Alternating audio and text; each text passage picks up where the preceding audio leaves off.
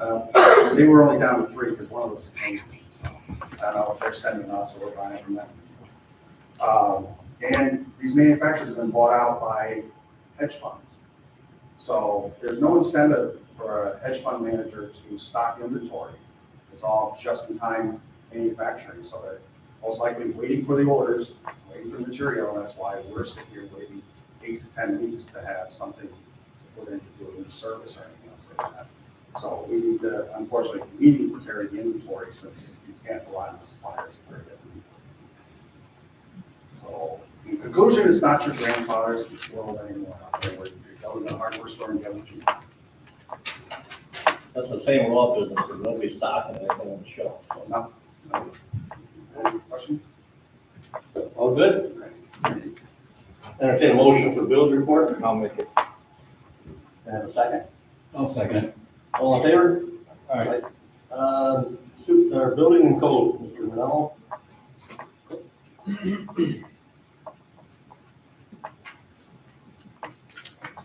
Good evening, folks. Here's our report for February of 2025. We had 25 building and property inspections. We have 309 active building permits. We have 9 permit issues that were renewed. We had 7 meetings, 2 planning board meetings, 1 zoning board meeting, 1 court case, 22 follow-up complaints, follow-up code inspections, 4 code call-outs, 1 code complaints, 2 call-outs, inspections, 2 complaints on vacant property. We had 5 planning board projects added to our agenda. We had 8 zoning board projects added. We had 6 FOIL requests and 3 fire calls. We're also working on reviewing the changes to the Chapter 160 zoning law. We've already prepared that, trying to get the code up to date. It was initially put in place in 2017, and we've had several new laws added to that, so that we're not putting that code into 2024. So I'm reviewing that. Same zoning map, trying to get that up to date for 2024. I'm also reviewing the town code book with respect to our office. The last revision of that was 2004, excuse me. So that's, that needs to be looked at again. I prepared the Department of State Uniform Code and Administration Energy Compliance Report for 2024. And I'm also looking at reviewing and updating some procedures in our office and looking at our permits and applications that are fairly updated. Welcome. Yeah. Kevin's second meeting. I think I forgot to tell you about those fire calls coming in after midnight. Yeah. I always overlook something when we hire somebody, I'm sorry. I had them come in around 8 o'clock. Yeah. Thank you. Any questions? Thanks, Kevin. Yep. Entertain a motion for Kevin's report. I'll make that. Second. All in favor? Aye. Town historian, Tracy? Any history? Good man. Good evening. Over the past few months, I have been researching John Heron's family. Their photo appears in the Brunswick Pictorial History Book of 1978. And I've often wondered, there's a picture and there's never been any information on them, so I decided to look into them. They originally came from Ireland and settled in Brunswick in 1870. They lived on North Lake Avenue directly across from the Brunswick Reservoir. According to our tax records, their property was known as the Waterworks Farm, which was owned by the city of Troy. It's the very large house, the beautiful house that overlooks the reservoir. That's what I'm talking about. The farm at that time consisted of 74 acres, and in addition to that farm, Mr. Hare owned 2 other homes in the city of Troy. He started working for the Troy Water Board around 1865. During those years, he worked many jobs, including hauling various items with his team of horses and street cleaning. By 1879, he became the caretaker for the Oakwood Reservoir. His responsibilities included maintaining the reservoir property, ensuring water security, and preventing unauthorized activities such as fishing. Problems emerged, and he of April of 1887, when the water commissioners discovered that Mr. Hare was receiving an additional $50 quarterly on top of his annual salary of $200 for work that had not been authorized by them. So as a result, they refused to pay him the extra money. It was also revealed that they were unaware of the lease agreement between John Hare and the water board, which permitted him to lease the waterwork farm for personal use. So upon discovering the additional income he was receiving and the terms of the lease of the farm, the commissioners wanted to remove John Hare from his position, arguing that they could find someone else to fulfill the role for what originally the salary was agreed upon. So in May of 1887, the water board sought to evict John Hare from the property, and they issued him a notice to vacate. However, he had a binding lease, and that complicated the reference. By February of '88, Hare submitted a claim to the Waterworks Commissioners requesting $2,025 for reimbursement for the improvements he had made upon his farm. By April of '88, the water board countered with an offer of $2,200, which Hare ultimately accepted. He ended up vacating the farm about May of '88 and no longer worked at the Waterworks. Wow. So you never know where history's gonna lead you. That's a little interesting. I've also been working on digitizing various photos from the town of Brunswick's collection. I'm still transcribing data from the town tax books. Some of them are so delicate and old, every time I touch them, literally everything is falling apart. So I'm still working on that. That's going to be a very time-consuming project. I'm going to start to work with the Historical Society to develop a new exhibit that they're going to have highlighting Forest Park. And the only other thing I wanted to mention is the annual meeting for VHS is this Saturday at 1 o'clock. And our speaker is going to be Kathy Sheehan, who is the executive director of the Hartford Museum. And she's going to be discussing the spiritualist movement from the Gilded Age, which included practices such as hypnotism, spiritualism, which is communicating with the dead, and the clairvoyant physicians who claim to heal through supernatural means. So it should be a very interesting program. And that's Saturday at 1 at the Community Center. So, any questions? All right, thank you. Thanks, Greg. Entertain a motion for Tracy's report. I'll make it. All in favor? Aye. Recycling, Tom? How are you, Mr. Drencher? Very good, sir. Recycling report for February, blue bags purchased at the center, we had 306 for $918. Blue bags purchased from vendors, 1,200 for $3,060. Purple bags purchased at the center, we had 92 for $184. Gale cardboard, 2.21 tons, and a penny a pound for $44. Our metal, white iron, and tin, 1.6 tons for $246, and roast ton for $352. And miscellaneous D, we had one D humidifier for $10. And that gave us revenues of $4,568. The general expenses, refuse landfill, we had 13.3 tons at $110 for $2,813. Single stream recycling, 8.15 tons at $50 a ton for $907. And e-waste charge, one smoke detector for $10. That gave us expenses, $3,745. The total amount in recycle and landfill for February was 25.60 tons.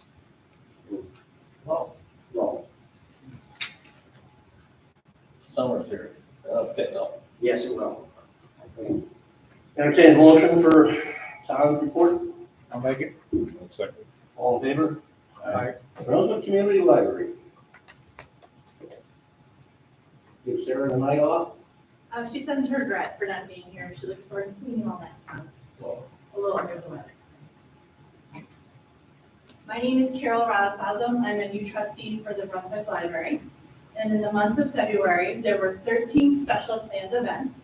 we had 3,193 visitors and 6,768 items were checked out, books, media, all of other sorts. I came here tonight as well. Our library is very thankful for your committed support to our library and the services that it provides. And we ask that when residents come in to see the library, to give us some comments on what it means to them. I'm not going to read the whole stack. I'm only going to read the first stack. And this is just from the month of February. So to begin, it says Brunswick Library is one of my favorite places to visit. The activities offered are amazing variety, and I'm grateful that they are welcoming to who I am. The services offered are invaluable, and the staff is absolutely kind and amazing. There's a child here. It says, I like to come here because I make friends. And then I'll end with, the selection of items and the staff is always helpful and friendly. The library offers amazing classes for both adults and children, and I visit the library at least once a week. So I would like once again to thank you for your strong support of our library. I'm very honored to be a trustee for the next 3 years, and Sarah looks forward to seeing you all next month. Thank you, Carol. Thank you so much. Last time I saw Carol was selling Girl Scout cookies in front of Stewart's, right? We'll be there in 2 weeks. Entertain a motion for Carol's report. I'll make it. Can I have a second? I'll second it. All in favor? Aye. Thank you.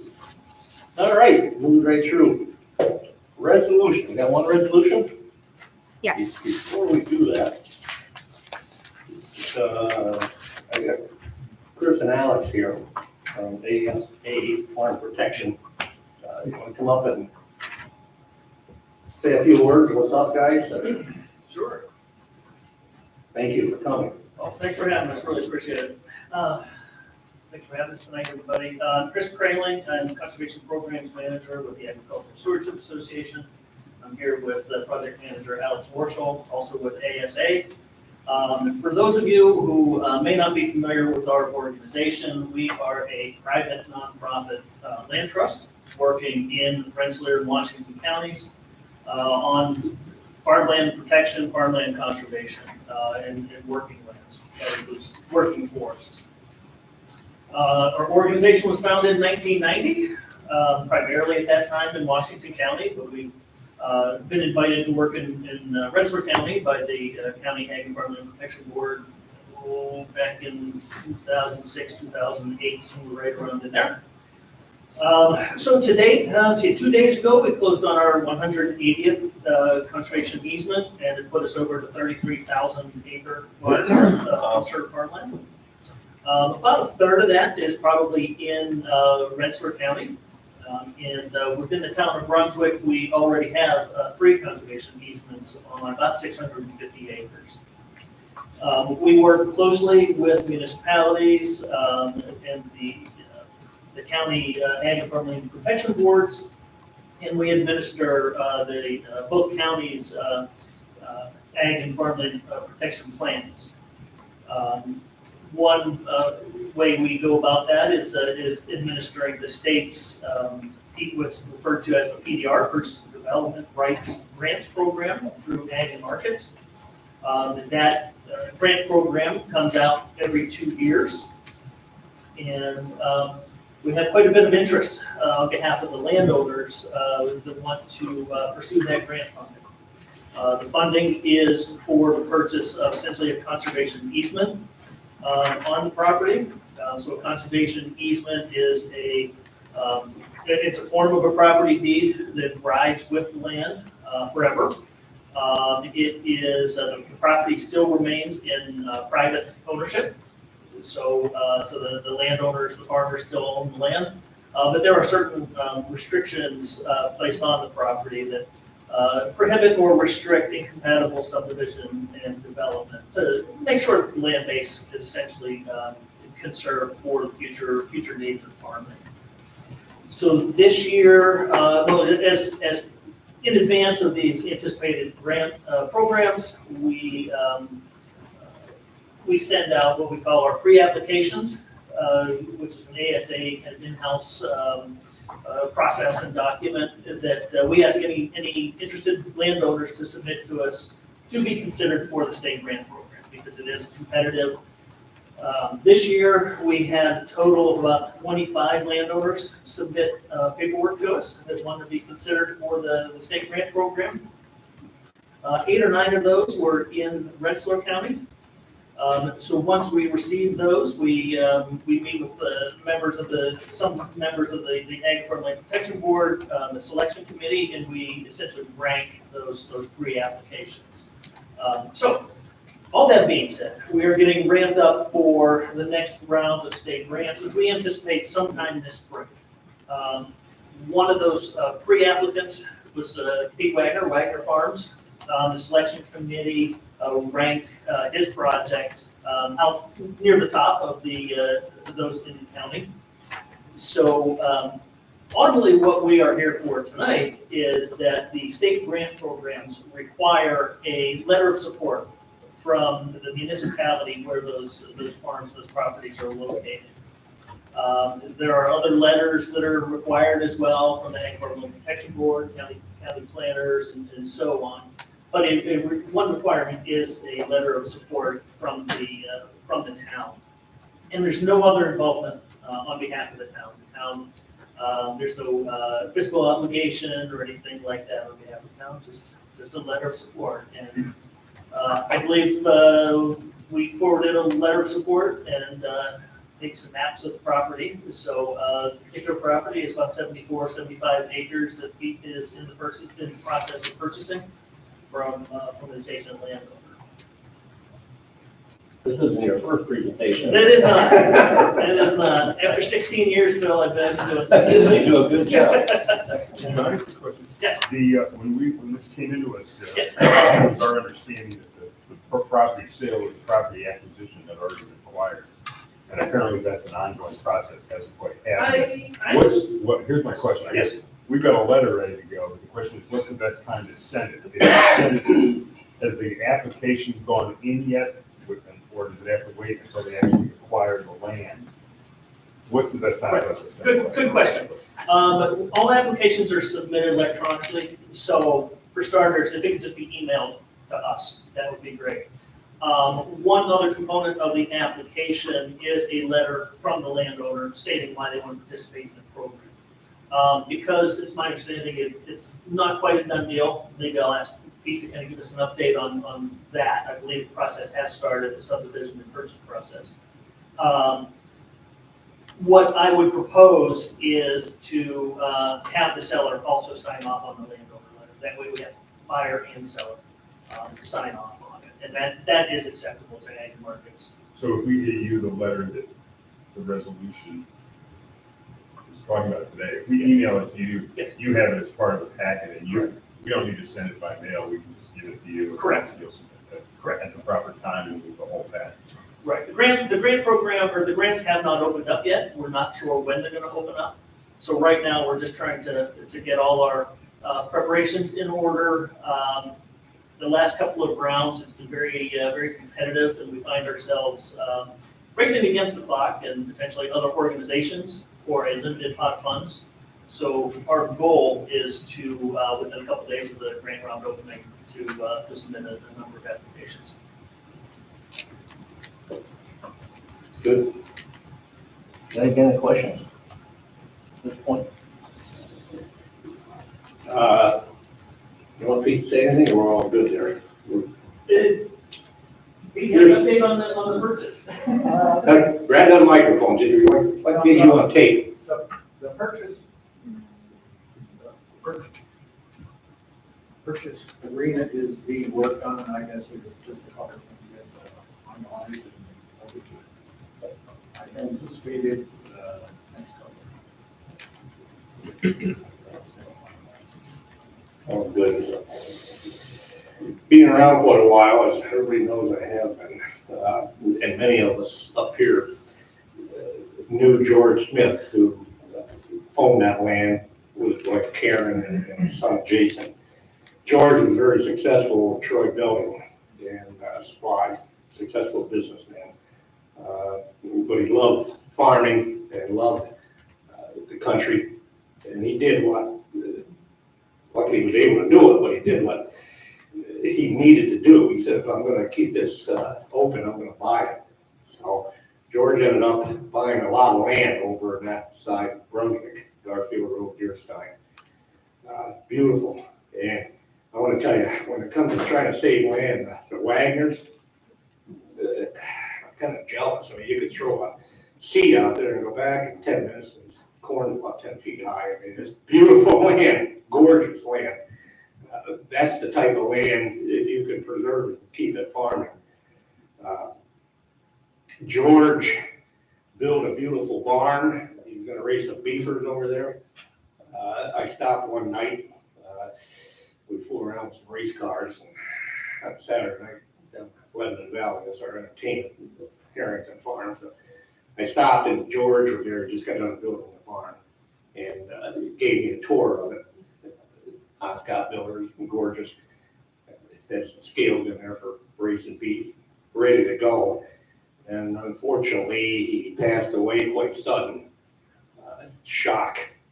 So this is, I take my hat off to the Wagner family, and it's a thrill and an honor for me and this board to be part of saving George Smith's memory in terms of keeping that farmland. And that's a good piece to go after, and you already have some in the works, so I commend you on that. So, you want to read that letter? Sure. Rebecca, we put a letter together. So I got a short agenda tonight, guys, so this is important to us. So. I'm just not sure how to pronounce the first name. Dear Mr. Ben, I think. Babe, sorry. The town of Brunswick fully endorses the Agricultural Stewardship Association's Farmland Protection Implementation Grant Round 20 proposal to the New York State Department of Agriculture and Markets for a perpetual conservation easement on the Wagner Farms Kings Grant Project, a dairy operation which is owned by Wagner Farms, LLC. The Farmland Protection Project involves an approximately 74-acre property in Brunswick, which Wagner Farms has recently acquired from King's Grant Farm. The project property is located within the town of Brunswick, which has adopted a right to farm life law in 1990. The town of Brunswick adopted a comprehensive plan in 2013 that states as a goal for natural and agricultural resources to allow for the protection of farmland and rural lifestyles, and make the recommendation to explore funding mechanisms such as the New York State Purchase of Development Rights, PDR program, Farmland Protection Implementation Grants, also known as FPIG program. We are delighted to partner with ASA to show our support for the protection of the Wagner Farm. If the project is awarded state funding, we understand that ASA, as the grant applicant, will be responsible for administering the grant and holding and enforcing the conservation easement. We urge the department to give favorable consideration for this worthy application. Sincerely, Phil Harrington. Thank you. Now maybe go ahead and do the resolution, please. Resolution number 32 of 2025, resolution authorizing the supervisor to provide a letter of endorsement to the New York State Department of Agriculture and Markets endorsing the Agricultural Stewardship Association's Farmland Protection Implementation Grant for a conservation easement on the Wagner Farms Kings Grant Project.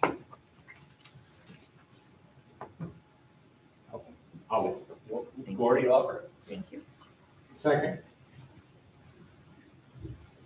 The foregoing resolution has been offered by Councilman Christian and seconded by Councilman Sullivan. Roll call vote, Councilman Sipperly.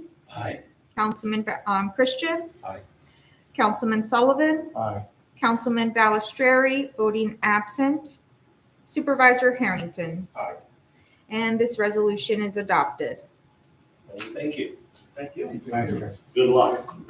Thanks. You know, one thing, let me mention one more thing here. Usually at these board meetings, there's many people here, and the point of discussion every time is Route 7, which I understand. And the town of Brunswick is losing its character. and we all know Route 7 is a challenge. However, with our comprehensive plan, we decided that was our commercial base. And with that, we've been very, very successful with our sales tax. And with that, I've been here 30 years. That's not me. 26 out of 30 years, we haven't raised taxes in town of Brunswick. Pretty proud of that, but we need a commercial base. But when you drive around Brunswick, to me, is still beautiful and still rural. And I've had many opportunities over years, because that's what I do for entertainment. With my lovely wife, Saturdays we ride around and usually look at culvert plates and stuff. But she's a Brunswick lady too. But she puts up a lot, you know, that potholes and everything else. But anyway, right around the highway, guys, we get on some of these back roads in Brunswick, and there's a 50-yard long driveway, and you look at a gorgeous house, and behind the house is woods and open space. So I just want to mention, I think they will do something in the newsletter, but hopefully this 75-acre falls into place. But with ASA over the years, as Chris mentioned, they're able to preserve a lot of land for farming.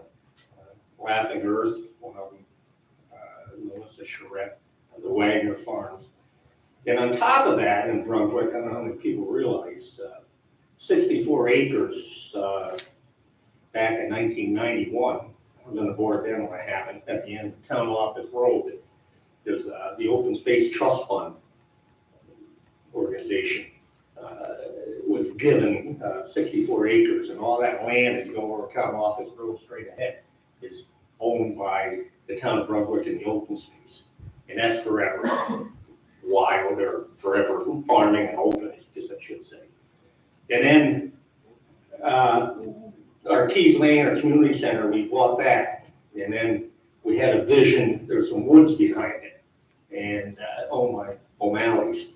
So I thought, and the board agreed, it'd be nice to buy those woods over a period of time, which we did. There was like 25 acres on the block behind Duncan's, and then another 11 acres. And then Marini, on the old Bonesteel farm, purchased that land. Then when we got done clustering the houses, there was about 157 acres left. And he said to me, I'm gonna give that the open space. And I said, hey, how about donating it to the town of Brunswick? And put in there, you know, forever open. And he did that, and I said, it'd be great, because we can do some walking trails. And so now you can go down Keys Lane, we got beautiful walking trails, it opens up, it overlooks 157 acres. So what I'm saying is, when we get all done here, in the town of Brunswick so far, we got close to 1,000 acres. It's gonna stay open, and that's a nice chunk of land. So when you think of Route 7, I understand Route 7, but there's a lot more land, and I commend the Wagners. And I hate the fact I go back to them, but I go back to their father was so good to me. I was a young guy on the Farm Credit Board, and their Pete's dad was the chairman. And Bob took good care of me. How the hell did I get to be the old guy all of a sudden? It's not, I'm pretty young back then, but this is all great news for Brunswick. You know, we have a beautiful town, and to me, it's not falling apart yet. So, all right, enough of that. What else we got going on? Anything? Correspondence? We got any correspondence? No. Old business? New business? Council? We have a subject of ambulance in the town of Brunswick, so grab that mic a little closer there. I know this is gonna, I mean, I know I'm new here, but I know that it's a very, very significant issue that's come up at town board meetings and among town residents. So I thought it would be helpful to have a workshop meeting, open to the public, of course, with the town board. There's an attorney in Delmar named Terrence Hannigan, who is an expert in the area of ambulance districts, fire districts, the whole way that towns can provide towns can provide adequate fire and ambulance protection. He knows how to create the districts if that's the way that people want to go, and he knows the other alternatives that we have. So I suggested Phil, and I said that I thought it would be helpful to bring him in, open it up to the public at least to watch. We can discuss with him and question him about different ways that the town could go forward here, or whether the town wants to stay with the status quo or try something else or some sort of combination. This guy's, I've worked with him in a couple of other towns, and he's just a very knowledgeable person and pleasant and helpful. So we felt we'd do it, I think, on March 26th. What time do you want to do it? What time? It's a Wednesday, I believe. Yeah, I think so. Yes. What time? Keep do it real early on Wednesday. Yeah. You know, 6. 6 o'clock? 6:30? 6:30? It's court night on 6:30. Wednesday. Yes, it is. Oh. Wednesday's not a good night. Okay. Uh-oh. He's I a, didn't know that. You do it at the community I center? never go to court. I'm good. Clean living guy. I'm sorry, what that? Or Trace Community Center. So. Oh, community center. Couple options. And we could do it at the community center, maybe, huh? We know that Jones available then. yeah, we do. And he's pretty flexible if we want to come up with another, and we've got time to sort of publicize it between now and, we on the website and all that sort of thing. 6:30? 6:30, maybe at the community center. Appreciate you, Jack. We can do the community center. Right? Do you want to comment at all? You're all good. No, I'm glad, get all the information we can so we can move Yeah, I forward think in the faith here. He's represented all parts of the system. He's done litigation, but I don't think he has any axe to grind or any, he's not coming in here selling a product or a point of view, we're just listening to what we got. And he can give us at least some alternatives about how to go forward. Great. Okay. Look forward to that. Then the decision will be on you. Sorry, there it is. All right, that's all new business. Warrants, I'll make a motion in favor of it. Second. all in favor? Aye. All right, got any comments from visitors tonight? At all? Come on up.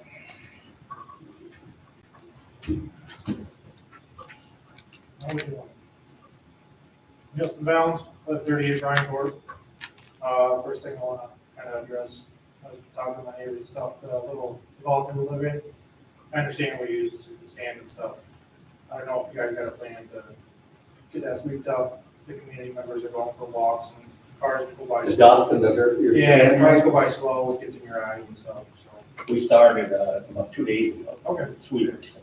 So, Yeah, there's a lot of sand out there this year. Next, I know we just talked about the ambulance, kind of want to address that, because that's a huge concern for me. I'd like to discuss the dire need for paid ambulance service in our town. Start off, as I drive through our beautiful town, it's clear that many properties are for sale, and I can't, in conscience, recommend anyone move here knowing that an accident could result in their death simply because we lack staffed ambulance. This town is lovely, but is it worth a life to live in? I have a family, and every time I think about a life-threatening emergency, I'm terrified. The reality is that if something were to happen, we could be waiting for help that might not arrive in time. That is a fear I can't shake, and I struggle to understand why it doesn't terrify you guys as well. Brunswick is the 4th largest town in Rensselaer County, with a population of around 12,400 residents. The 3 largest towns in the county have a paid ambulance service. But what's even more telling is that the towns ranked 6th to 9th, such as the town of Skydico with 7,200 residents, and Hoosick with 6,600 residents, also have paid ambulance services. Additionally, a 2024 study of Hoosick Road from Sweet Milk Creek Road to North Lake Ave shows a potential traffic volume of up to 25,000 vehicles per day. This includes not just commuters, but public transport as well. Meaning thousands of people are passing through our town every day and see the commercial infrastructure, many of whom could face an emergency. These smaller towns with paid ambulance services don't have the same level of commercial infrastructure we do. So why does a town of our size and with such infrastructure not have a paid ambulance service? Especially when smaller towns with far less commercial development are equipped with one. What if it was your loved one? Someone you care about deeply? Or even a visitor from out of town who is used to having an ambulance that's paid and ready to go. If they have a life-threatening event, they could be waiting 45 minutes or more for help. Our current system relies on volunteers to respond, but what if they don't? Even if they do, they still lack the capability to provide ALS care and transport. If your primary concern is taxes, let me ask, what is it worth, a life worth to you? The cost of the ambulance service is often less than what many people pay for their garbage collection. For instance, I personally pay around $480 annually, which breaks down to about $40 a month. Meanwhile, the neighboring town of Scottsdale offers a 24/7 paid ambulance service for an average of just $200 a year.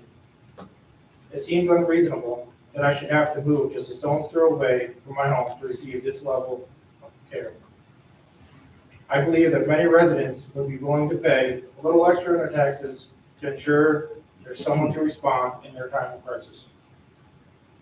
You don't get to make life and death decisions about our families, and you certainly don't have the right to dismiss those concerns. The decisions you make now regarding the well-being of our residents directly impact your future as well. Failing to act in the best interest of the community will only cost you at the ballot box. I believe that your future as elected officials is at risk if you continue to ignore the facts and avoid delivering results.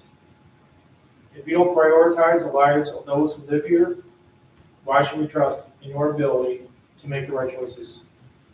If your goal isn't to make this town safer, better place for its residents, then we need a board that will. In conclusion, I urge this board to take this issue seriously, take action before we lose another community member to something that could have been prevented. It's time to address this matter now. Lives are at stake. So that's all I have. I ask that this could be entered into the minutes.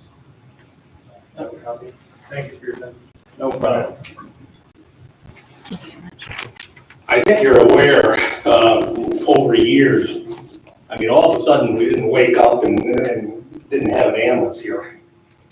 Over the years, we had a relationship with Mohawk. We did have a contract at one point, but then we switched to a handshake.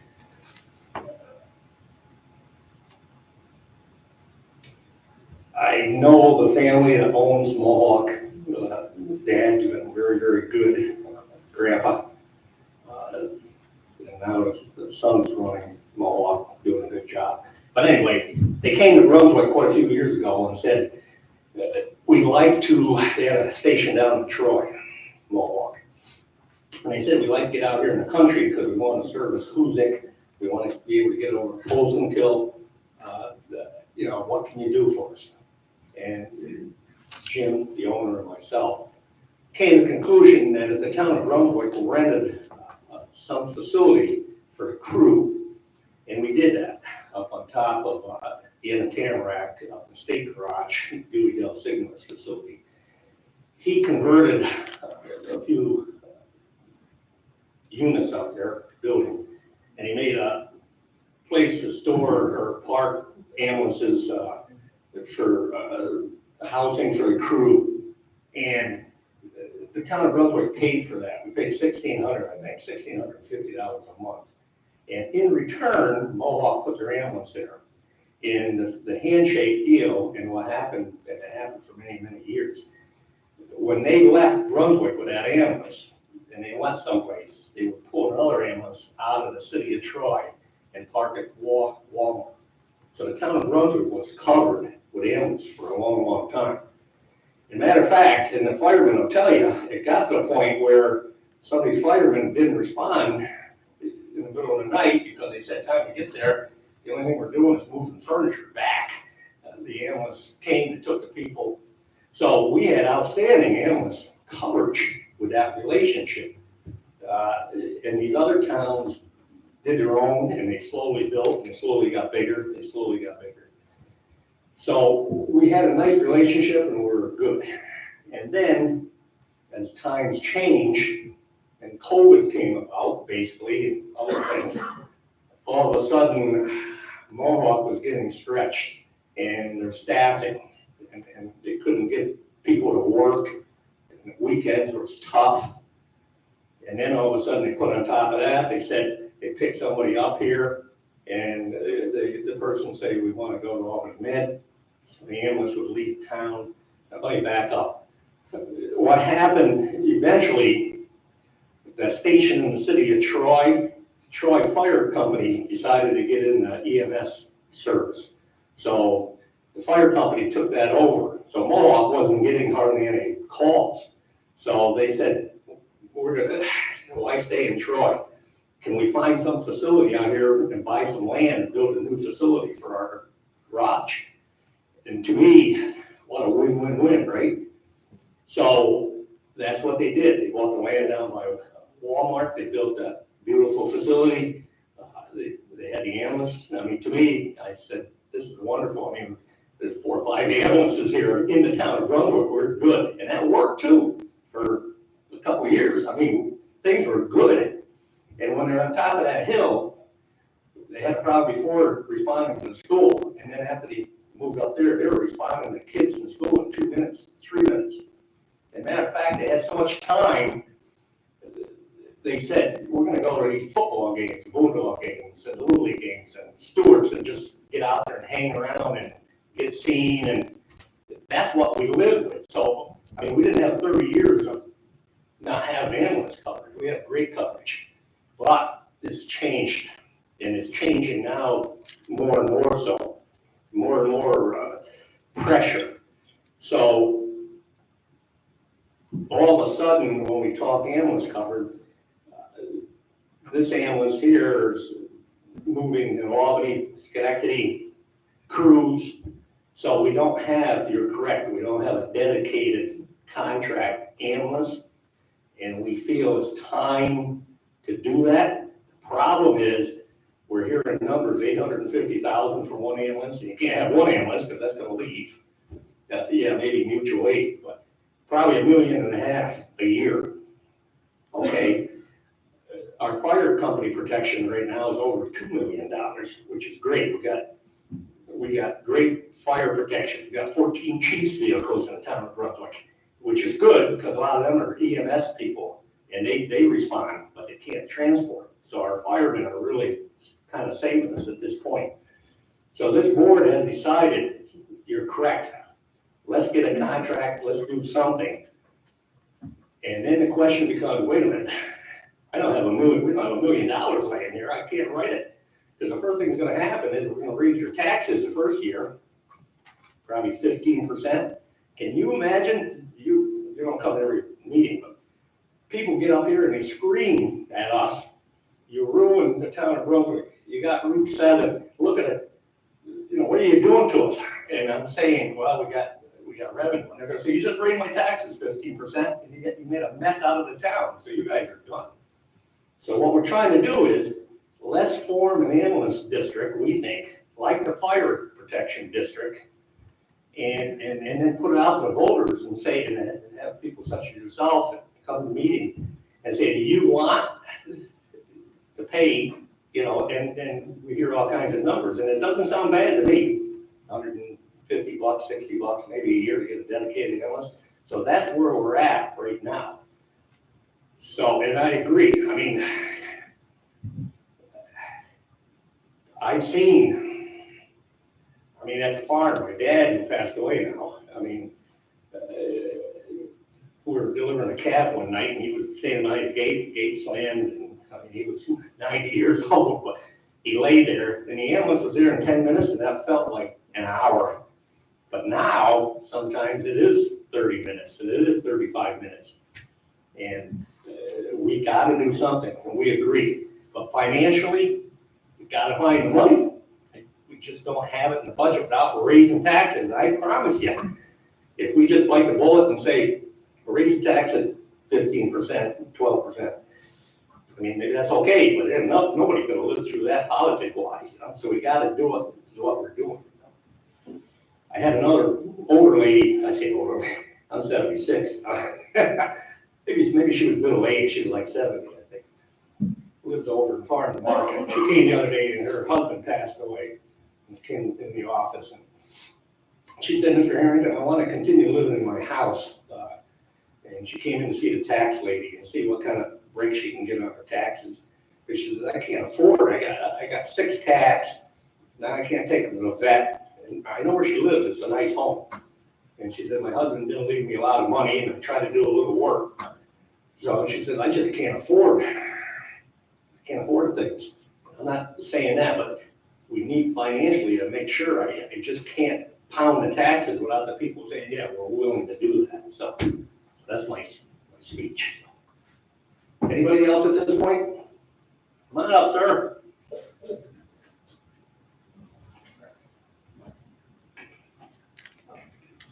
Here you got a box way there. I'm going to box. All right.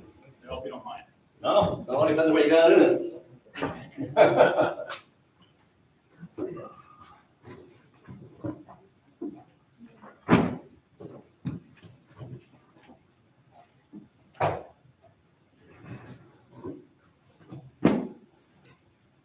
Well, good evening. Thank you for letting me speak. My name is J.P. McPartland. I'm the Vice President and General Counsel for Mohawk Ambulance Service. I know some of the town board members. I've met with you over the years. I'm the son that Supervisor Harrington just referred to. You're the new generation. I didn't see you back there. I didn't say anything bad about you. No, not at all. So I just want to say a few things, and then I do want to pass a few binders out to the town board members, the finalized report that Mohawk did, reviewing some of the response data that was put out for 2024, and correct some of the inaccuracies that have been portrayed. All right. I do want to say that, Supervisor Harrington, you obviously went over a very lengthy explanation in the history of EMS in Brunswick. Everything I do is lengthy. So I'll try to keep that portion of what I had planned to say kind of brief. We have a non-contractual relationship with the town. And what that means is we obviously have the McChesney station. We staff a 24-hour ALS ambulance out of it. We staff several daytime BLS ambulances out of there. Currently, it's 2 daytime 12-hour BLS ambulances and a 24-hour ALS ambulance. We are a paid service. We're a commercial service. Essentially, what our non-contractual agreement is, we provide non-dedicated service to the town. And what that means is we respond when we have units available. The way the process works is the Rensselaer County PSAP, Public Safety Answering Point, the 911 call center, how it's more commonly known, they call us when there's a 911 call in the town of Brunswick. And we dispatch our own ambulances out of our own dispatch center, and we collect our own response data. And that data is automated. We have a computer-assisted dispatch program, which logs the times of every single keystroke. So when we receive a call, we know the exact time and date down to the millisecond that we receive a call. When the call is saved, and when a dispatcher dispatches that call and assigns it to a unit, all of that information is logged. We have these devices in our ambulances. They are essentially just tablets. They're called mobile dispatch terminals. They are mounted to the dashboard of the ambulance. When a unit is assigned a call, there is a button that they press, and it accepts the assignment and marks them en route, and then immediately provides them GPS location and GPS directions to the scene of the call. We have 3 redundant GPS systems in our vehicles. When a unit arrives on scene, if they fail to mark themselves on that mobile dispatch terminal on scene, our CAD system and our software system utilizes the triple redundant GPS systems and marks them with a timestamp that they've arrived on scene. We have eliminated human error in data collection for our response time measures. And I'll get to why I went over all of that in a minute.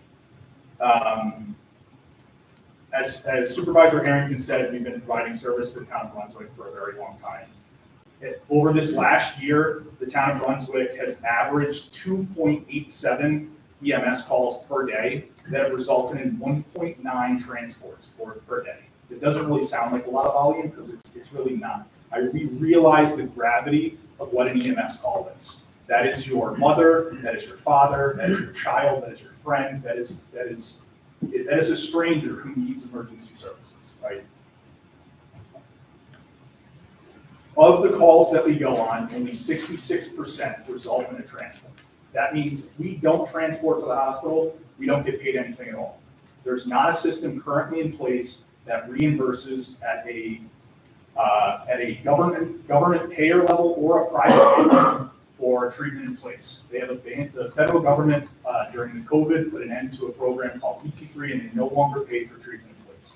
So unless a patient is transported to the hospital, the EMS agency does not receive any funding related to the care that they provide on scene to that patient. Of all the calls that we go on, only 25% actually require ALS level care. They require a medic. A medic is performing ALS level interventions and skills. So of all the calls in Brunswick, only 25% of them actually result in a medic needing to perform an ALS assessment or even an ALS level transport. Some days in Brunswick, there's no calls. Some days there's 9 calls. Sometimes there's 5 active simultaneous calls happening all at once. Any single person who says one dedicated ambulance is going to improve your response times is either misinformed or they're intentionally lying.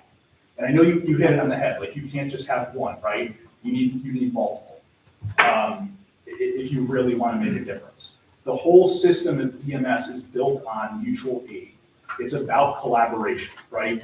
If more towns and more municipalities within Rensselaer County helped each other out, then each town wouldn't need its own dedicated service. Or each town wouldn't need multiple dedicated ambulances. One dedicated ambulance is not going to fix things, all right? I just want to say that and start there. So if the board will allow me, I have 5 binders that I'd like to bring up. Is that all right? Sure. I don't know if I made enough of these, but. You're good with the chair. All right.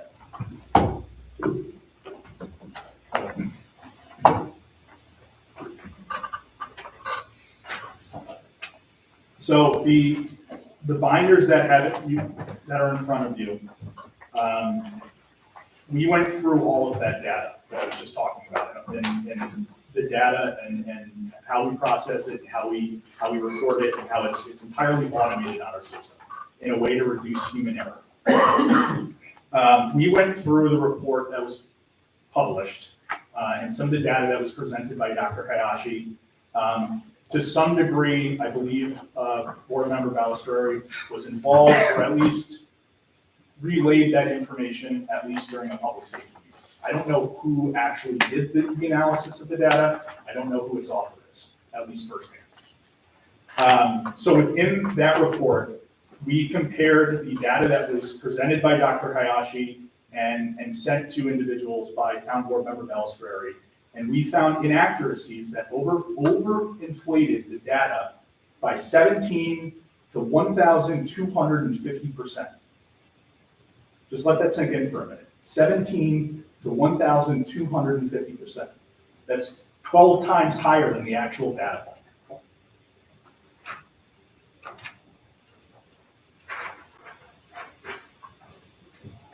I'll just read some of the inaccuracies in this letter.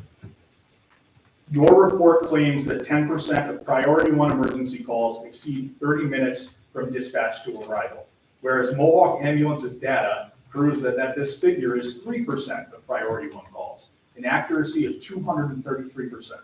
That's just one data point. And it's nearly every single data point in this report that we have determined is inaccurate. Every single data point. So what we've done is we've sent this letter and a summary with system-generated reports. And all of the reports that we're utilizing are system-generated. They're not dumped into an Excel file. It's not capable of being manipulated. It's directly from our system. So we've summarized that in a binder to you, also with the raw data of each and every call and each and every timestamp gathered for that call. We've addressed 2 letters, one to Dr. Hayashi and one to Town Board Member Balistreri, correcting the record as to some of the data. And if you compare it and overlay it with North Greenbush and some of the other towns on the report, it's not wildly different. It's very similar. You're looking at very similar response times between a private ambulance service that doesn't have a dedicated contract, that doesn't receive any municipal funding, any tax dollars, and it's very similar to 2 agencies that were, I confirmed one of which receives at least 6 figures in municipal funding. I don't know what Lake Valley receives, or I'm sorry, Hoosick Valley. I don't know if they are tax supported, but North Greenbush definitely is. And the response times are very similar, and we understand that it's every second is a moment that somebody's loved one needs critical care, right? But for a private EMS service to absorb the multi-million-dollar loss that comes with providing multiple dedicated units, the town volume doesn't financially support us being able to do that without a subsidy. And that's kind of the position that we're in, right? We need to pay our staff more. We need to pay our EMS providers higher wages. They need living wages. And we're embarking on that process. In the last 18 months, we've risen our paramedic wages 30%. We've risen our EMT wages by 20%. We blew through a 3-year collectively bargained agreement in less than 6 months after we signed it. It went far above what we had bargained at the table to do. You know, a 2% raise here, a 3% raise there. No, 30% right off the rip, 20% right off the rip. It's a very competitive environment in terms of skilled labor right now. And we want to be partners to the town. And I don't want to point any fingers at all. Over the years, we've gone to Rensselaer County officials and we've pitched them on system-wide EMS, like a county-wide EMS system. There just wasn't funding available at the time. And if this is the moment that, you know, Rensselaer County in particular is finally willing to recognize that, like, it needs funding, then, I mean, we're happy for this town and the rest of the municipalities and the county, because it's not just Rensselaer County that EMS is in crisis, it's all of New York State. But it is acutely felt in Rensselaer County because there is not enough dedicated service. So that's all I have to really say. I'm happy to answer any questions. And I do have copies of the letter that we sent out to Dr. Hayashi, as well as Town Board Member Balistreri, for members of the general public if they want to take a look at it. Now, like I said, we talked for a little bit. Am I wrong? I mean, has your business changed over the years? I mean, we used to go have a hot dog there and hang out down in the ball field, you know, with the ambulance and the crew. There's nobody hanging anymore, so something's changed there. I would say it's shifted dramatically. Hospital wait times are crushing us. They have not recovered pre-COVID. There's not enough nurses in the local health systems. We're busier than ever. We respond to nearly 80,000 emergency calls a year annually. We have more staff than we've ever had before. They should have that downtime to go get a hot dog and, you know, do an unpaid standby at a baseball game. But it's just not the reality. The health systems in the area are transporting patients out of the area at a faster rate than we've ever seen before. When they have, like, the sickest, most critical patients in the area that need to go to, like, a Westchester Burn Center, or the weather's so bad that they can't, you know, fly this patient out of Albany Med with a helicopter, the hospital system, both of the hospital systems call us. We transport those critically ill patients all over the state to Vermont. We've done transports down to Virginia lately, Canada. I mean, it's the healthcare system in the country is broken. And it is acutely felt in this area, and, you know, we're kind of stuck in the middle of it, to be honest. Excellent. Any question? Can I ask him a question? Sure. Come on up. My name is Brittany Dwyer, I live at 218 Central Street in Grafton, but my child is a member of the Brunswick School District. I'm on the Grafton Rescue Squad. So we respond to Brunswick, and it's been an issue and something that we have to make clear because. I'm sorry, who did you say you were with? You were Grafton Rescue Squad. with Grafton, thank you, thank you. Yep. And if Mohawk doesn't have a contract with Brunswick, technically we're not supposed to be providing mutual aid because it's not mutual aid. So it creates issues because we get those calls a lot. It comes across mutual aid and, you know, it's a point of contention to Grafton residents when we leave our town to respond anywhere else. A lot of folks to kill, a lot of Brunswick. But you said that there were, as far as your calls per day, was that the amount of calls per day out of Brunswick or the amount of calls per day that Mohawk responds to? Mohawk responds to.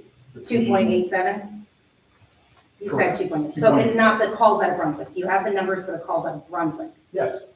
What is that?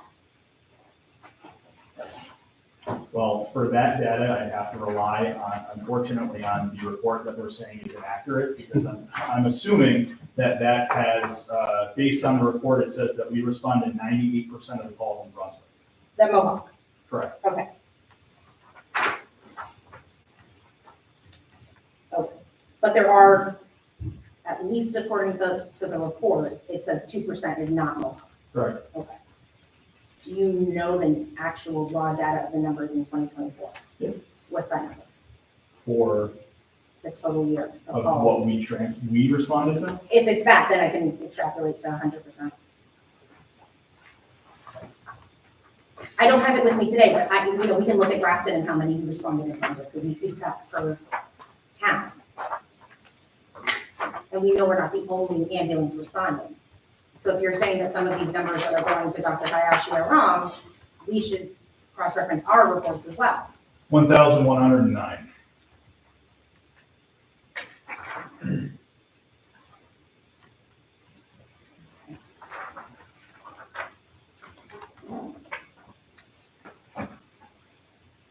And the 30 minutes calls that was in the information from Representative Balistreri,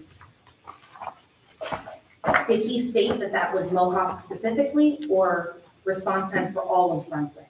Because Response times for all of Brunswick, but it's Okay. statistically impossible for 2% of the data to skew the numbers that significantly. did he give a breakdown of which places are responding besides Mohawk? Yeah.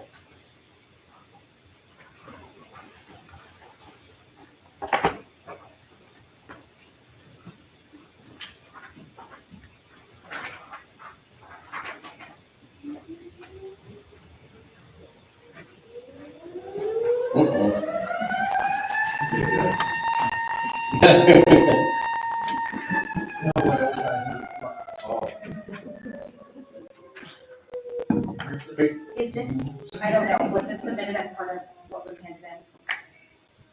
Yes. Okay. They don't have it in that form, but they had it broken down by section, and our data's preceding that. I don't give me to read it if you have it. Yeah. I didn't know the gentleman was coming, I don't mean to put him on the spot with these questions, but I've been here for a few meetings and, yeah, and I hear a lot when they talk about the I know. ambulance and it concerns, Grafton, and I'm Yeah. just curious, and so some of these numbers were, yeah. we understand because when Mohawk was here and could give mutual aid to North Greenbush, they were back and forth. It was excellent. But then when things changed and they couldn't do that, and then North Greenbush, that's where we're at. I mean, Pitt Sound's been very kind. RPI, everybody. I know you cover quite an area up there in the rural country too. So the tough part is we're a big county, and I don't want to get myself in a situation either, but what's happening is every town has got to get their own ambulance crew and provide the ambulance service. It is tough for every single town. I mean, to me, but we have situations. I would just like to say we provide mutual aid in Rensselaer County. Yeah, okay. I mean, to other townships. You know, besides our non-contractual partnership here, you know, we do have a contract with the city of Rensselaer, and we provide mutual aid to other townships in Rensselaer County. Okay, thank you, guys. Thank you. All right, anybody else at this point?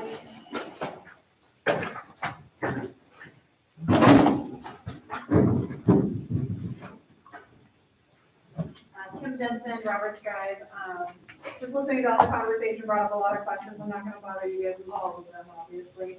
But I just wanted to make sure I understood, you did used to have a contract with Mohawk, At one point, is there a reason we moved away from the contract? it was a real informal contract. It wasn't a real tight one.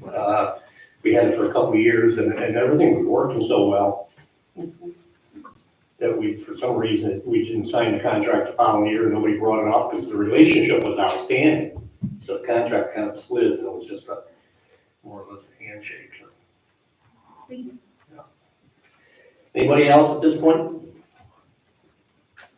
Jack, come on up, sir. How about your name and address in case somebody here doesn't know you? Spell it for Rebecca, it's the last time she butchered it.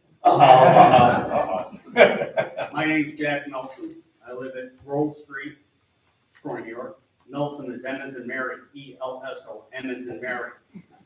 Past chief, president of Center Brunswick Fire Company. Now you met Jack, so. How do you like me so far?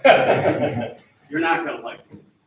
I appreciate Mohawk Ambulance coming tonight and giving us their numbers. I don't tend to agree with the numbers that they gave, but then again, I'm only a fireman in the field. I don't have a big college degree and I don't have all the computers and everything else. I know that we're the guys that are waiting 40 minutes for an ambulance, 30 minutes for an ambulance. I know we don't have a contract, and they can tell you how long the town hasn't had an ambulance, and it's in the area of 1990. I believe that Eagle Mills ambulance went out of service. Well, this kid was the fire chief at that time.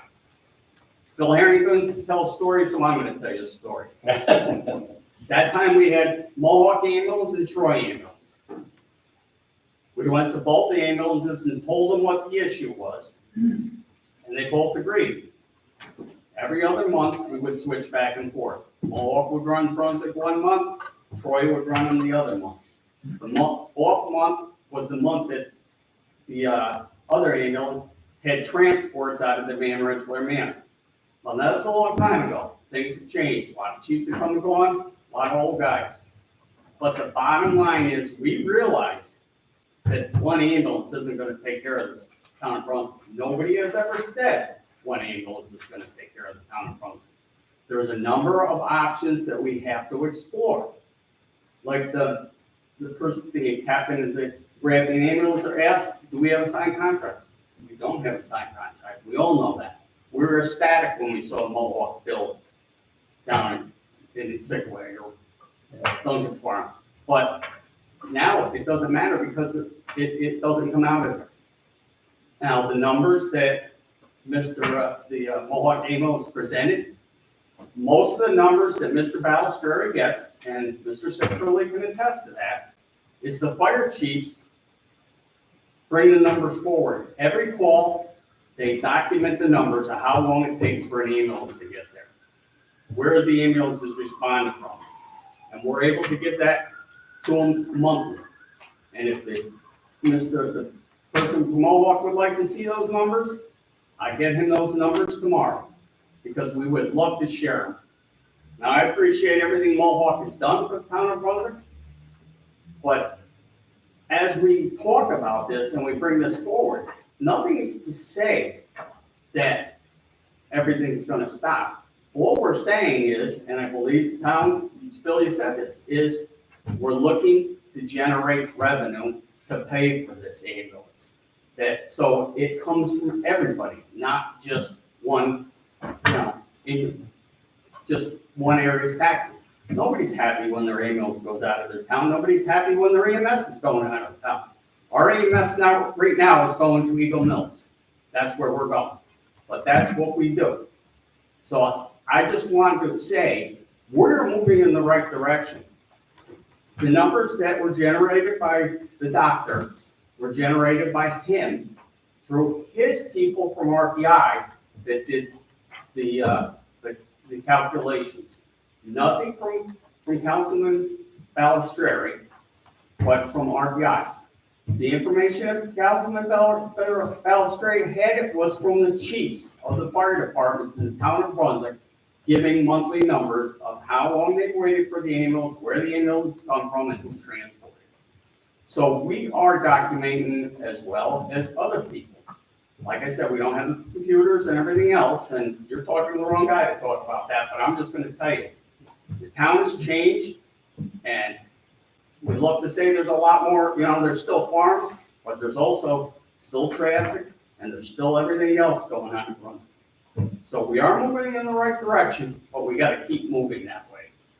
So, if I missed anything, please ask me, because I'll tell you, because I've been around and I've been fighting for this, and I've been bringing this up, and I got letters from the board, the town board, expressing the problem. So, it's nothing new, so, thank you. Very good, Jeff. Anybody else at this point?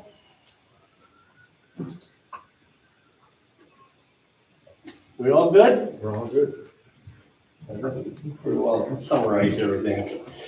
I mean, the next situation, when we get done with the ambulances, our fire protection itself, that's something else we're gonna need to look at moving down the road. These volunteers have been doing an outstanding job, but their volunteers are awesome.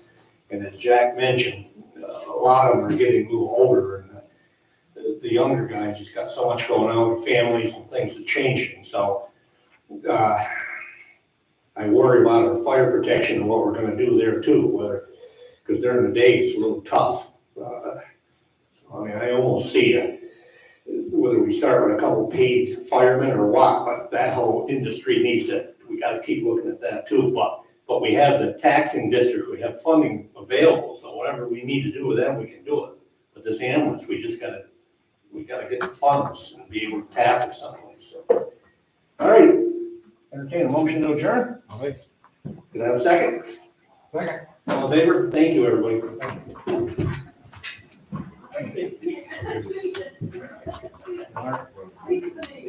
Also, anybody wants to know, we're having on Wednesday night, 19th, the doctor's making a presentation on the ambulance service, so. You're all welcome.